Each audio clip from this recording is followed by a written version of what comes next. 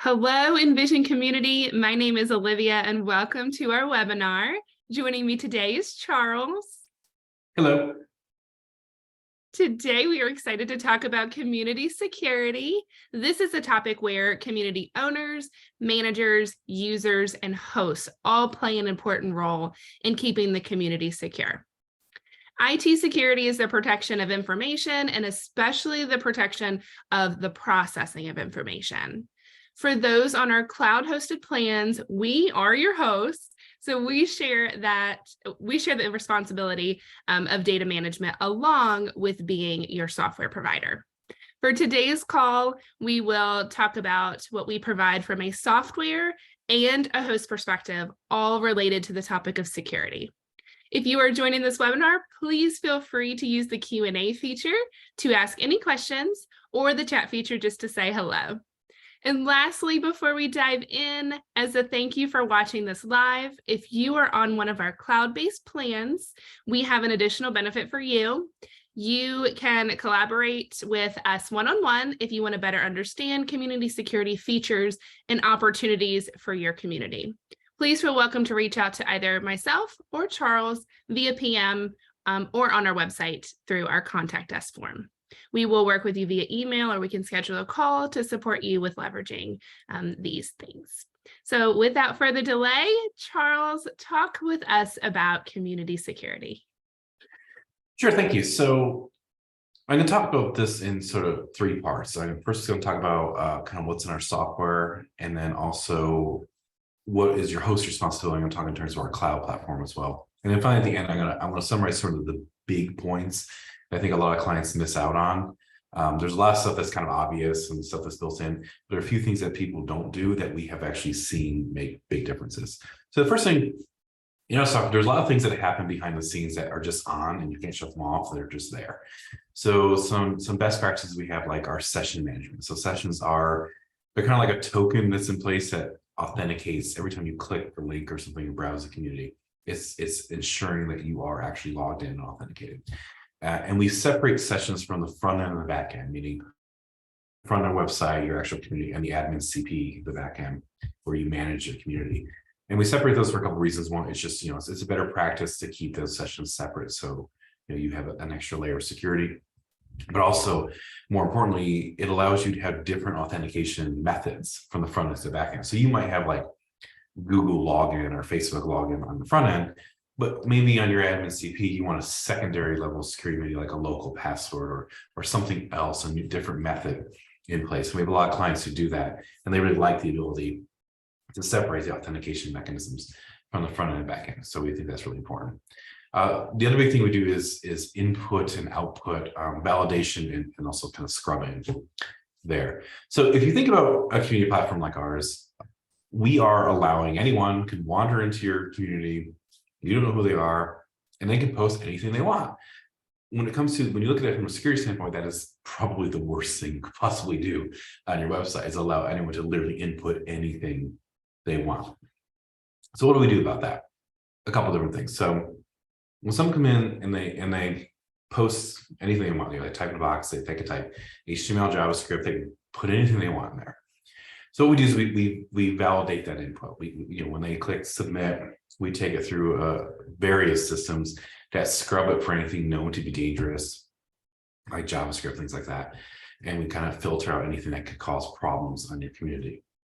That's kind of the first layer. And then the second would be when we output that when someone's viewing your community, we output that to them, we do a secondary scrub to revalidate it. And it allows kind of two layers of protection there to ensure someone comes and posts something crazy that they're not actually going to cause security problem. It might be annoying. They might post stupid stuff in your community, but it's not going to hurt anything. It's not going to cause any problems in your community. So that kind of stuff happens to keep you safe. There's a little caveat to that, which I'll touch on in just a second. We also, cross-site scripting protection. We also output security headers to ensure people can embed your community on their websites, things like that as well. So all that kind of stuff is built in. The caveat there is HTML hosting. So, like I said, people can copy and paste anything they want in the editor, including HTML, but that gets scrubbed to remove anything possibly dangerous. But let's say you're the site owner. If you want to post HTML on your site, it's your site. you can do that. So we have a setting where you can, by group, say enable HTML posting. So like the administrators, you can enable HTML posting. But I would say, please don't ever do this. And then you're going to ask, why do you even have that setting then? Well, the analogy I can give is like root access on a server. There's occasionally times where you need to become a super user just to do what you want to do because you need to do this. And that's fine. That's why we have this setting. But basically what this setting does is it enables all the stuff I spoke about just a moment ago, all that scrubbing, all that validation, disables all that because it's saying you're telling Envision community, I'm a trusted user, just post what I'm posting. And there are situations where you might want to do that. But please do not, if you ever have this system, you need this setting for whatever reason, treat it like root access to a server. Turn it on, do what you need to do, shut it back off. Because the concern would be, what if 6 months later you forget it's enabled and you copy and paste something from a third-party website and unbeknownst to you, you're inputting something that's dangerous. So my recommendation, never turn it on. But if you do need to turn it on, treat it like root access. You turn it on, do what you need to do, turn it back off. That's that kind of stuff. So beyond, and that's the biggest thing. Well, one of the two biggest things. One big thing in sort of community platforms would be data validation and cleaning. And the second thing would be obviously account authentication, logging in, security, and things like that. So we'll touch more on that in just a minute. So we have things also kind of day-to-day operational security / kind of annoyance prevention, let's call it like spam. Spam is not a security concern, but it is irritating and problematic. So we have caption in place. I'm not a robot checkboxes. Envision community comes out of the box with Google's reCAPTCHA enabled with a site key. Works fine. We're all familiar with that. There are other options like HCAPTCHA in place and key CAPTCHA. I would really recommend that you look into some of those other CAPTCHA options. I don't want to formally endorse them, but we have had clients tell us that when they enable those other methods, they've seen improvements on their community. So I do believe they're free or at least low cost. So go check them out. You have to sign up and get a key. Just copy and paste that into Envision community when they give you the key, and that will work then. But do check those out. It's not really a security thing again, but it is helpful in reducing sort of annoyance. Same with our spam system. So the way our spam system works is, we have thousands of Envision communities installed everywhere, all over the world. And our system crowdsources some data to learn, like if, problematic users, stuff like that. And the same few clicks flag a spammer, that can optionally get reported back to us. And we sort of learn from that. And we assign a score to a user when they register. And you can have it block those systems there. Check the spam service logs, so sure that's working. That's super helpful too. Again, not really a security concern, but still something that comes up. Some other things sort of in the security space that I would throw out there, kind of a little caveat that some of these are not as important as they used to be. These are things that have been in our platform for, we've been around for 20 years. Police have been around not that long. And I would argue in today's internet, not a big deal. So things like remote images, embeds, and IP banning. So remote images would be someone can upload an image to your community. That's local. A remote image is someone links to an image hosted somewhere else and then embeds that image into a post. Some people could, because cookies could be set from the remote server, things like that. That is a concern. So if that's a concern, you can shut off. I wouldn't really call it a security concern. Not really something to be concerned there, but it's something to be aware of that that can happen. Same with embeds. Now, with our embed providers, these are sort of trusted sites like YouTube, Vimeo, places like that, which generally are not really concerned there. But again, if you want to think about that, that's, you can shut off embeds as well. And then IP banning. So IP banning has been around forever. In the modern internet, in 2023, in the modern internet, banning based on IP, we don't really think is really that important. A lot of clients still kind of really get into, tracking people's IP, this person has a different IP. But I would argue, particularly with so many different devices and so many different networks, and also with IPv6 becoming more and more common, we don't really think IP banning is something you should really put a whole lot of stress into. Like I was thinking before this video today, in the course of a day, I probably have 6 different IPs between my laptop, my phone, whether I'm on Wi-Fi, whether I'm on my mobile network, whether I'm on the VPN or corporate VPN or not. whether I'm at work or home, these kind of things. In the course of it, I have multiple IPs. So if you wanted to ban me, banning my IPs ain't gonna do me good. We've also had situations where people get overzealous and ban ranges, and their community was geographically as a sports team.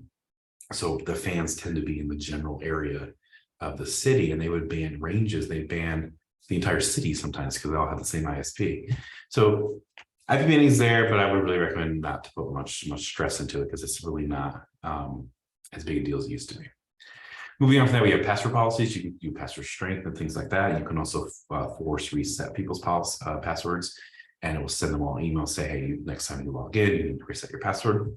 We are looking into some improvements on this as well to do, if a dormant account logs in, it might say, hey, welcome back. You need to reset your password, and we'll do it by email. So it doesn't just do it. So in case their account is compromised, they must have compromised their Envision community account, and they have to compromise their email, which is unlikely that you'd have both those. And if it did, that would no longer be your security concern, that's the user's security concern.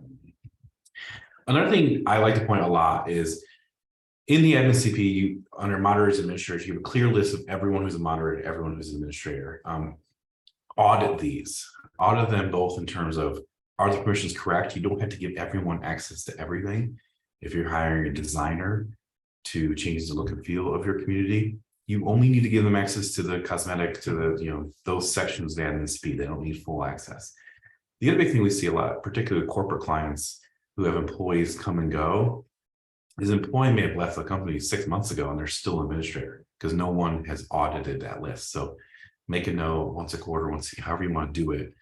Make sure you audit a moderator administrator list, make sure it's appropriate, and to make sure the permissions are correct as well. That's a common thing we see. Now, again, with corporate clients, they tend to use single sign-on rather than local sign, so they're doing it through their corporate network, so it doesn't tend to be a major problem. But it's still best practices. Don't let people in your administration area that maybe you haven't spoken to in 6 months. Just check that out. Same with like giving someone keys to your apartment. Make sure you keep track of who has a key to your apartment. It's that kind of thing. There are some other big things I want to touch into. I want to specifically switch to our cloud platform. Then I will come back to some key takeaways and key things I haven't mentioned yet that I think are the most important things. So talk about our cloud platform. Everything I talk about our cloud platform is also true if you self-host. Make sure your hosts are following these practices as well.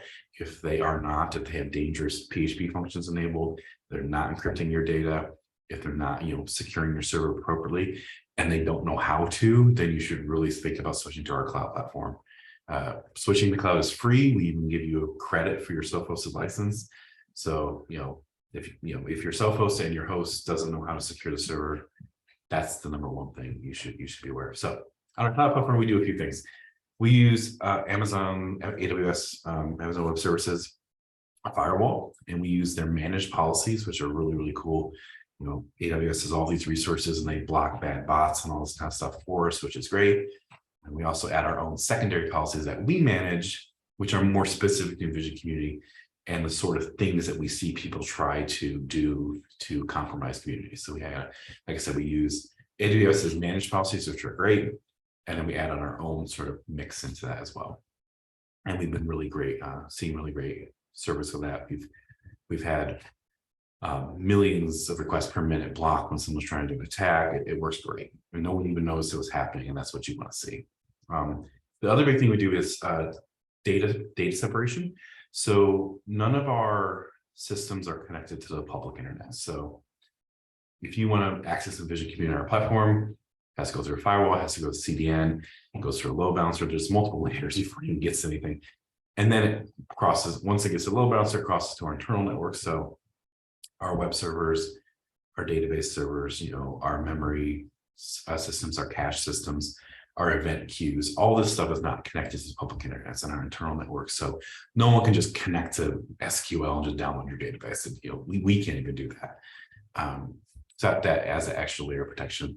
And then those things are also, encryption is important. It's encrypted at rest, meaning it's just sitting in your database, and it's also encrypted in transit, was moving between the network. It's encrypted as well. We do backups nightly and weekly of our databases, and our media stuff, like if you upload an image or something like that, that's instantly replicated in a one-way method from the public publicly viewable image that you can access to your browser to a non-public system instantly. So that's all automatically replicated.